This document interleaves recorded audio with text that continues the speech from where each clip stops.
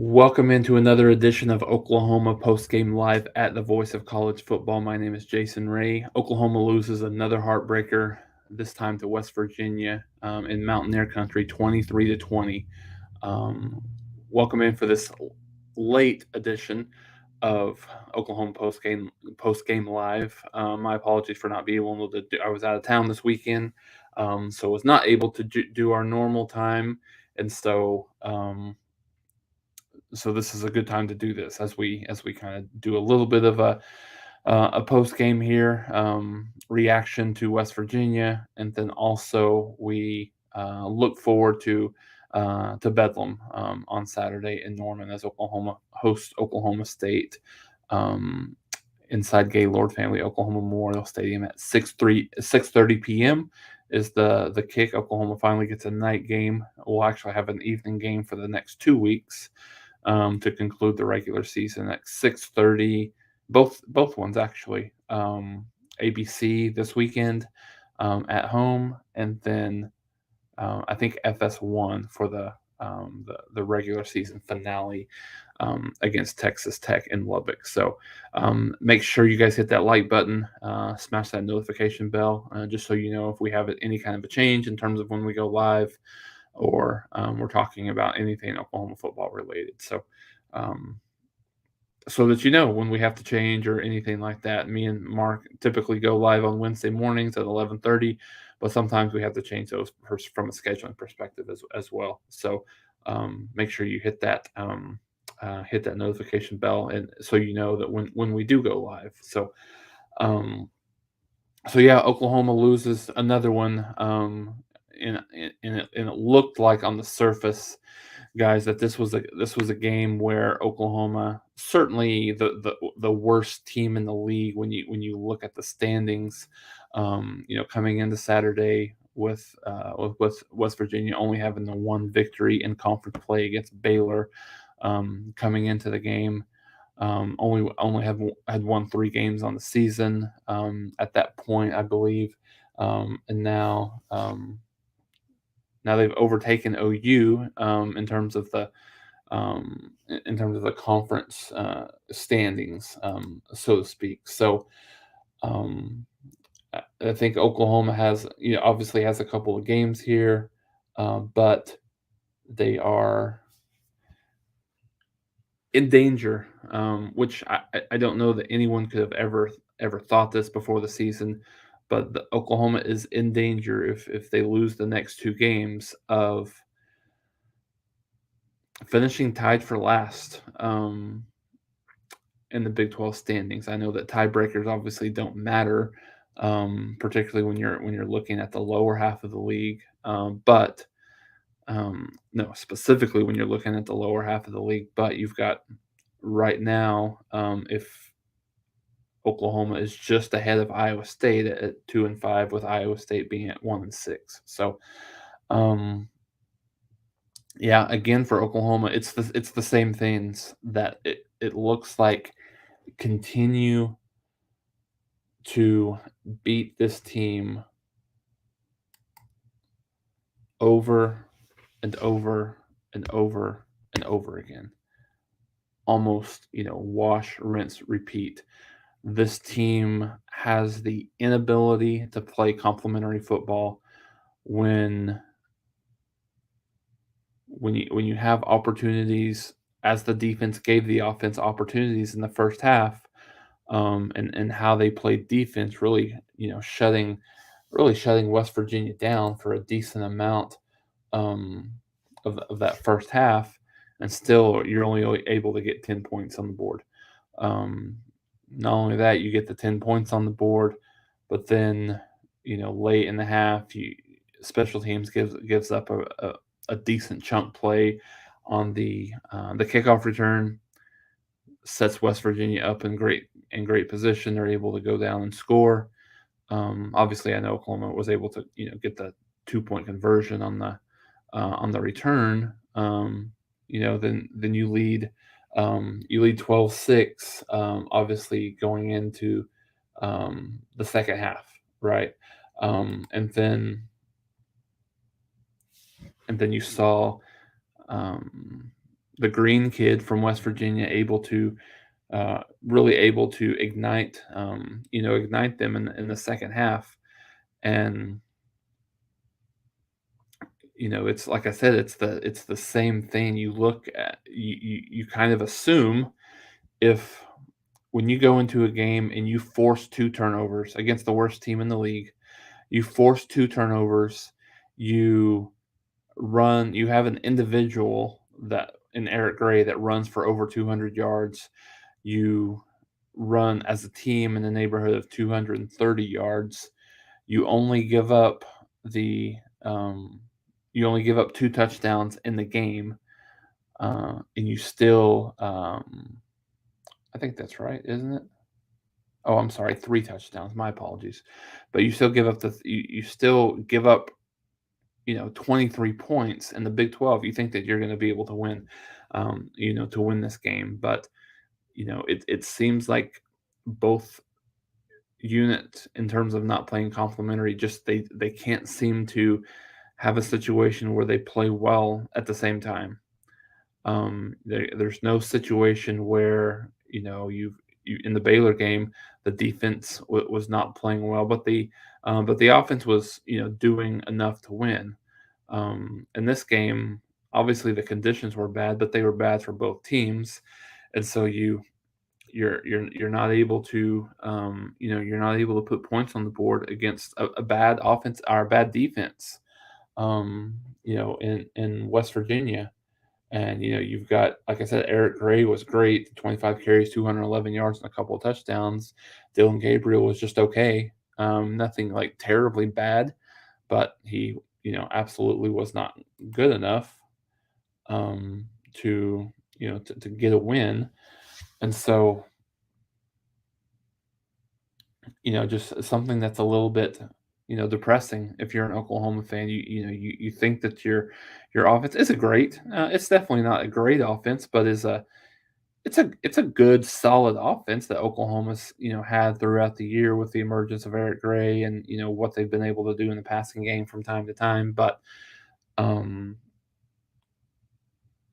you you have a situation where right now Oklahoma scored the least amount of points that West Virginia's given up all year, um, 23, um, with the exception of their Towson game. One of the worst performances that they've had against a West Virginia opponent all year. So it's just fourth down conversions were on the defensive side again, which continues to be a trend. West Virginia converted 4 out of 5 fourth down conversions. On the other side, Oklahoma combined third and fourth down was 1 for 13. That's just nowhere near good enough to um, to win, um, and and be successful. Timely penalties, 6 penalties for 60 yards. So I mean, all in all, just the same things that have been a challenge for this team all year, and wasn't able to put anything together in the fourth quarter. Missed the field goal. I didn't have a problem with the call from Venables. Offense to that point, they've been lackadaisical all game. 1 for 13 converting third and fourth downs. So the idea that they would go ahead and convert there was probably not a good. So I think the perfect decision was made there, um, based on what Oklahoma had done throughout the game. And so then defensively, you can't get a stop to to stop the bleeding and potentially get the ball back, or even at the worst head into overtime. And so Oklahoma drops another one to go inexplicably 5-5 on the year. And again, like I mentioned, has Bedlam Saturday, 6:30 p.m. on ABC. in Norman, and then you go to Texas Tech with your last game of the season. So we'll go through some of your comments and questions, and then we'll have a little bit of a preview on Bedlam.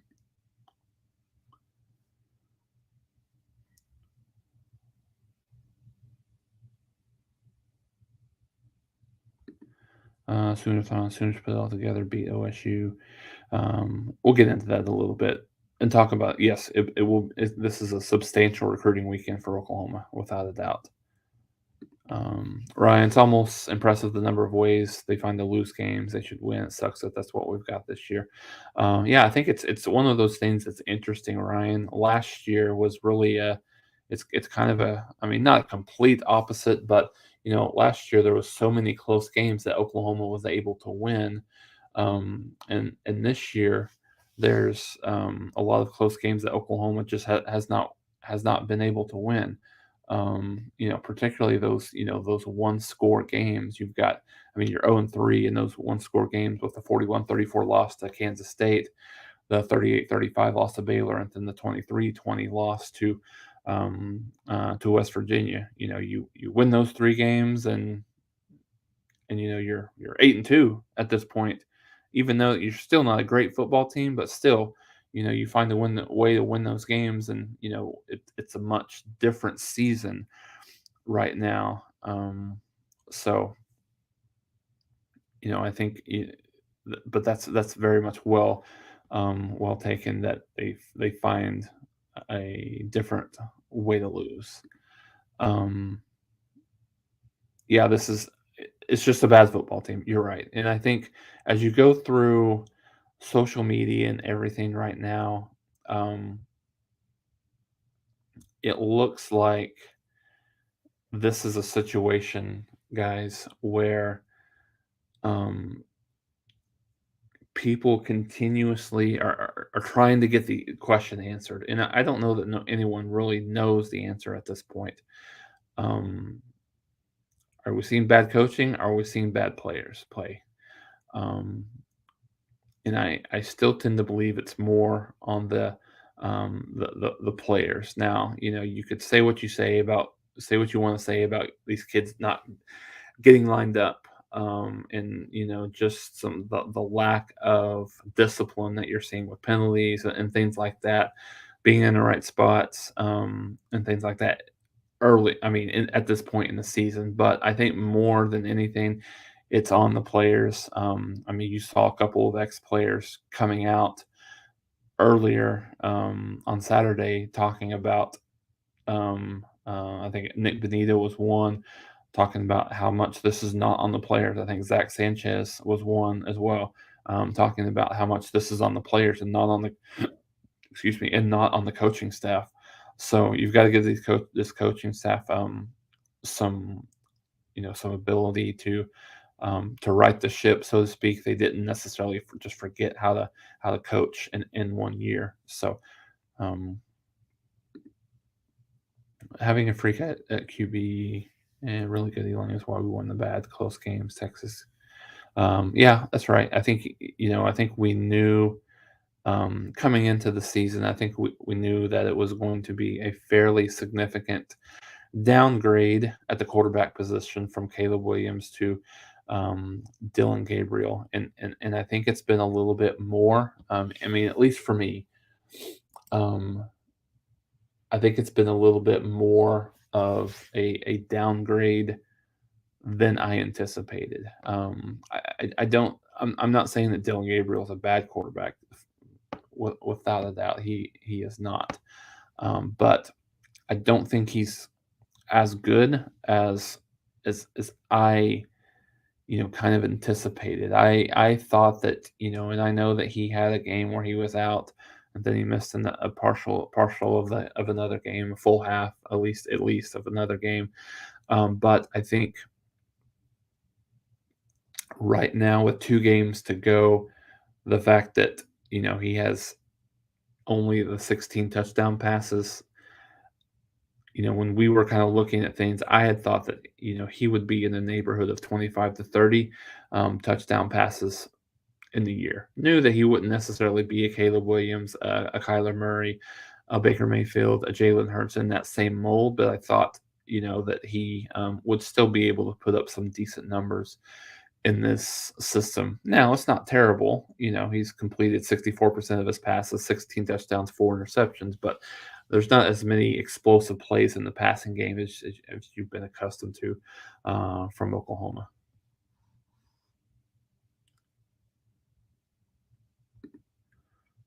Yes, Ryan. West Virginia was a very, very bad defense, one of the worst um, pass defenses in the country. I'm not sure about where they rank in terms of outside of the top 100, but yes, one of the worst pass defenses, at least in the Big 12. And, they've been pretty much worn out by everyone else, and we couldn't consistently move the ball. So, um, there's a talent. I think and specifically in certain positions, there's a talent um, issue that Oklahoma has on both sides of the ball. Oklahoma, besides Marvin Mims, which he's kind of started to be a little bit inconsistent, dropped an easy touchdown pass in the game, and then really just not being himself. So this Oklahoma doesn't have a lot of game breakers at the wide receiver position right now. I think Jalil Farouk will be a really good one, but he's still young, still learning. Um, so this is a team, and then we've talked about the on the defensive side, defensive line particularly. That's not the level that Oklahoma needs them to be. Jimmy is not going to get any better next year. We'll be replacing possibly 4 offensive linemen, running back one, possible wide receiver one, tight end one. Yeah, I think that's fair. Now, I think it's fair in terms of Jimmy, to your point about there's a lot that Oklahoma's going to have to replace. On the offensive side of the ball, perhaps. I mean, I think you're spot on about the offensive linemen being gone. I think Anton Harrison will be gone as well. So, um, so yeah, I think that is going to be interesting to see how Oklahoma is able to replace that. I think it's going to be a very, very huge portal season for Oklahoma. Obviously, the recruiting season as well, but the portal is going to be good, going to be big, unless and if that doesn't happen, then you're going to be forced to get to the point where you're relying on a lot of young kids, and that's just not a great recipe for success. Um, it's hard to identify a consistent bright spot on this team outside of a few individuals. Yeah, I mean, I think that's fair. On offense, I mean, there's three that I would consistently talk about in terms of being a bright spot. Anton Harrison has been really good. I think he's made himself a lot of money this year. Um, uh, Eric Gray has been, he just continues to get better and better. Has over 1,100 yard rushing on the season. Could potentially, if Oklahoma is able to win one of these last two and gets to a bowl game, could flirt um, with 1,500 yards. And could do so maybe even without that, but he's at a little bit over 1,100. Looks like 1113 right now, and so he could potentially get there. I could see that happening. And then Braden Willis, I think he has been a consistent guy. Defensively, I don't either. There's just not a whole lot of guys. I think Billy Bowman's been one of those guys that's been pretty consistent throughout the year. Although he hasn't been consistent, I think Isaiah Coe was really good against West Virginia. Um, Danny Stutzman's was good against West Virginia, but he's been up and down as well. So there's not a whole lot of consistent bright spots to your point.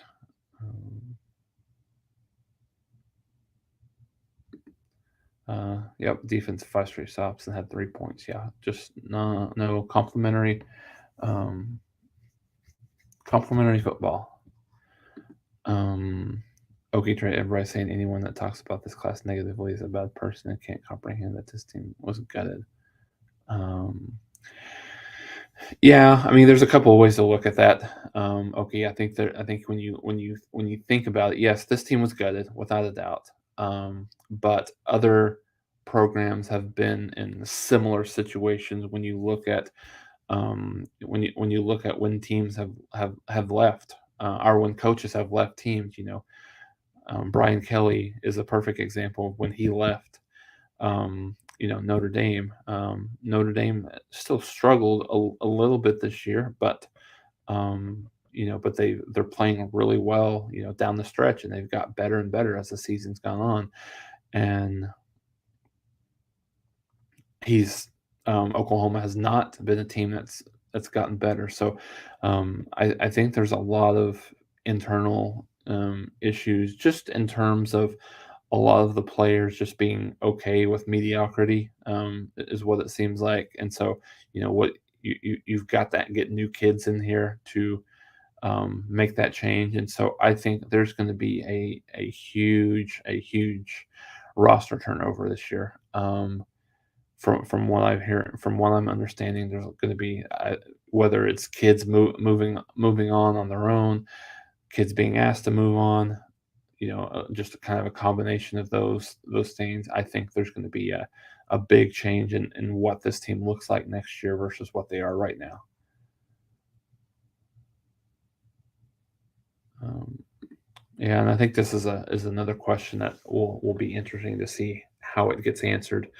Um, with Ted Roof, does Oklahoma, does Venables look at bringing in an actual defensive coordinator, or what does that look like? So, um, and then Oklahoma State's coming to town. Obviously Saturday, a big recruiting weekend. DJ Hicks is in town. Is going to be in town for a visit. I think that the Oklahoma people, even though that he's still committed to A&M, I think they like what's kind of transpiring with him. I like the idea of maybe potentially being able to potentially flip him to Oklahoma. And so this is big. So a big weekend of recruiting. So Oklahoma needs to have a really solid